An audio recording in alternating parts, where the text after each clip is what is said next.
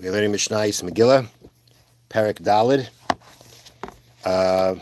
We're going to be doing a short Mishnah today, and that is Mishnah Zion. Perek Dalid, chapter 4, Mishnah Zion, Mishnah 7. Okay, so the discussion of the Mishnah is going to be when a Kohen does the Berachas Kohanim, does the priestly blessings, what referred to duchening.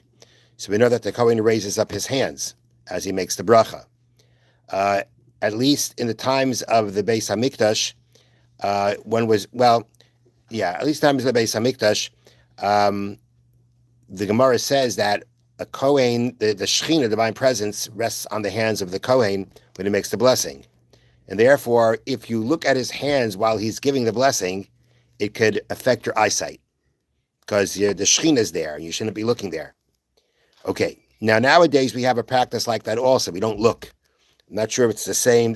I believe I saw somewhere it's not the same issue as in terms of Beis Hamikdash, but our practice is not to look because the Gemara says if you look at the Kohen's hands when he's giving the blessing, it can affect your eyesight.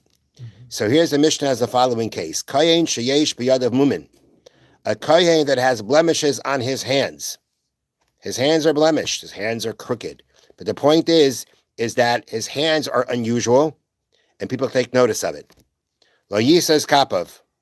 He should not be lifting his hands. He should not be doing the berachas kohanim, priestly blessings. Why is that? Because people are going to start staring at his hands. Mm-hmm.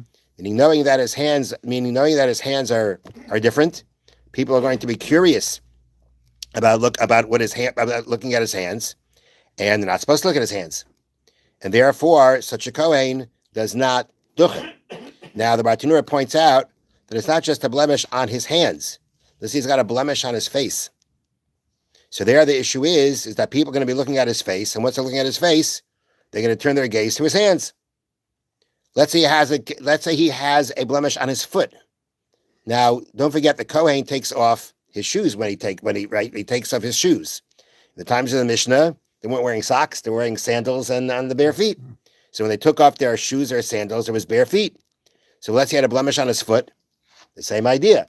The blemish on his foot is going to cause people to gaze at it, and once they're looking at his foot, they're going to look at his hands. So therefore, the Mishnah says that such a Kohen who has a blemish on any of these obvious places, his hands, his face, and his feet, he should not lift his hands. He should not be doing the berachas kohanim, the priestly blessings. Rabbi Yehuda says, Af mi shayud yadav tzvuos, isata supua. Let's say a person's hands were dyed, they were colored with isatis, which they translated as wod, W-A-D, which produces a blue dye, and they ufua they translate as madder, which produces a red dye. So even if his hands are colored, right? He works in colors, he works with dyes, right? And his hands are colored. Well, he says kapav again. He should not be lifting his hands. They show mistaklen by because everybody's going to be looking at them. This guy has cool hands, right? They're blue, they're red, they're green, whatever they may be. And this is going to go ahead and again, people are going to take notice of it and want to look at it, and we're afraid they're going to look at it while he's saying the blessings too. Therefore, this person does not duchen either. He does not do the priestly blessings. Now,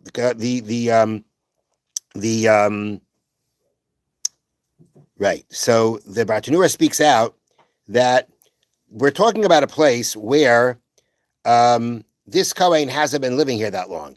He's not a regular. So when he has these hands that are blemished or his hands are colored, so then we say people take notice, they're going to be staring at it.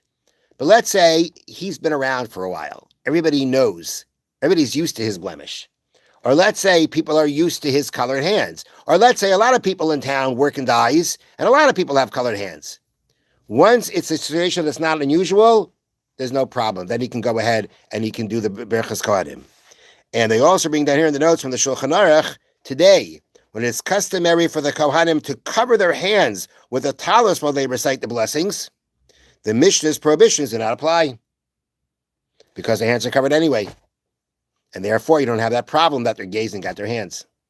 And therefore, the issues here in the Mishnah aren't relevant. And that comes from where? That's from the Shulchan Aruch. Have a wonderful day and a wonderful Shabbos. Thank you, Rabbi. Good Shabbos. Good Shabbos.